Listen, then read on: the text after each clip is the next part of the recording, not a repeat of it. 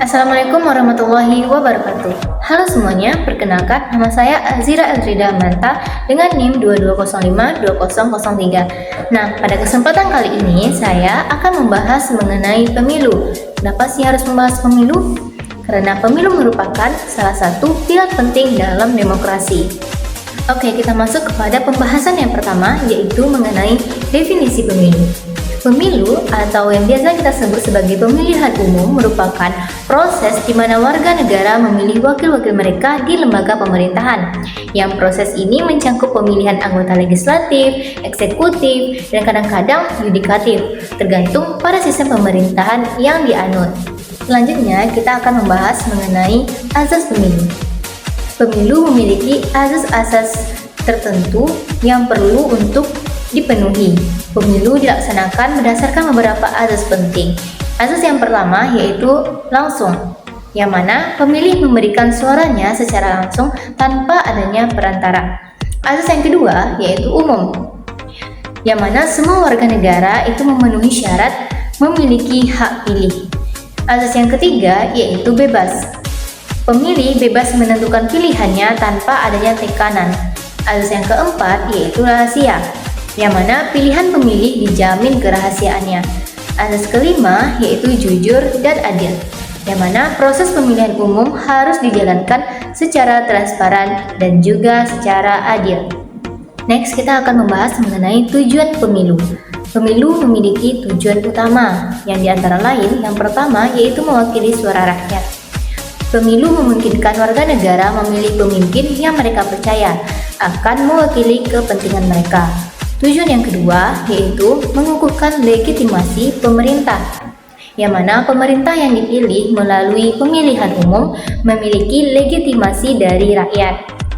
Sedangkan tujuan yang ketiga yaitu menjamin pergantian kepemimpinan secara damai, yang mana pemilihan umum memastikan transisi kekuasaan dilakukan secara tertib dan juga secara damai.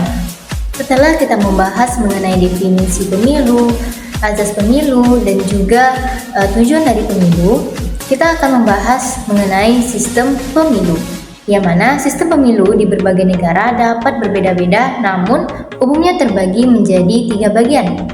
Yang pertama yaitu sistem mayoritas atau first past the post, yaitu kandidat yang mendapatkan suara terbanyak langsung terpilih.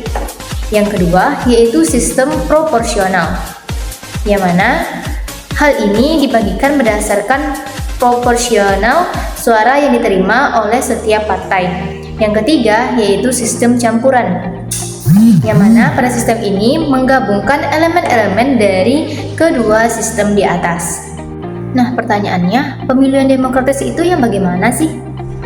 Jadi, pemilu yang demokratis harus memenuhi beberapa syarat. Di antara syaratnya yang pertama yaitu keterbukaan, yang mana keterbukaan ini proses pemilu harus transparan dan dapat diawasi oleh publik. Yang kedua yaitu aksesibilitas, di mana semua warga negara yang memiliki syarat harus memiliki akses untuk memberikan suaranya. Yang ketiga yaitu akurasi, yaitu perhitungan suara harus dilakukan secara tepat dan bebas dari kecurangan. Lalu, bagaimana penerapan nilai-nilai Pancasila dalam konteks pemilu? Mari kita bahas pada sila pertama, yaitu ketuhanan yang Maha Esa. Nah, pada sila ini, penerapan yang dilakukan dengan menghormati hak setiap warga negara untuk memilih berdasarkan keyakinan agama mereka, tanpa adanya diskriminasi atau intimidasi. Dan juga memberikan fasilitas tempat ibadah yang memadai di tempat pemungutan suara. Penerapan pada sila kedua yang berbunyi kemanusiaan yang adil dan beradab itu dengan memastikan bahwa semua warga negara termasuk mereka yang berkebutuhan khusus memiliki akses yang adil untuk memberikan suara, dan juga mengedukasi masyarakat tentang pentingnya memilih dengan hati nurani tanpa adanya paksaan dan menghindari adanya politik uang atau adanya kecurangan. Selanjutnya, penerapan pada sila ketiga, Persatuan Indonesia, yang mana pada penerapan sila ini dengan mendorong masyarakat untuk bersatu dan tidak terpecah belah oleh adanya perbedaan politik, suku, ataupun agama selama dan setelah pemilihan umum berlangsung. Setelah itu, memupuk semangat nasionalisme dengan mengutamakan kepentingan bangsa di atas kepentingan golongan atau kepentingan pribadi.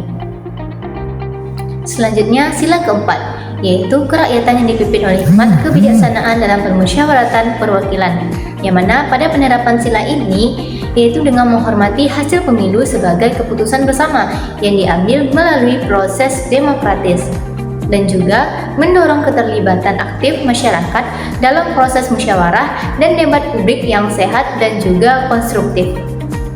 Nah, sila yang terakhir yaitu sila kelima, keadilan sosial bagi seluruh rakyat Indonesia, yang mana pada penerapan ini memastikan bahwa semua kelompok masyarakat termasuk yang kurang beruntung mendapatkan kesempatan yang sama untuk berpartisipasi dalam pemilihan umum. Dan juga pada sila ini menegakkan hukum secara adil terhadap pelanggaran pemilu tanpa pandang bulu. Nah, itulah penerapan dari sila-sila Pancasila yang terkait dengan pemilihan umum. Demikian penjelasan singkat tentang pemilihan umum dan penerapan nilai-nilai Pancasila dalam konteks pemilihan umum. Semoga informasi ini bermanfaat dan dapat menambah wawasan kita semua tentang pentingnya pemilihan umum dalam demokrasi dan bagaimana kita bisa menerapkan nilai-nilai Pancasila dalam kehidupan sehari-hari. Sekian dari saya, terima kasih. Assalamualaikum warahmatullahi wabarakatuh.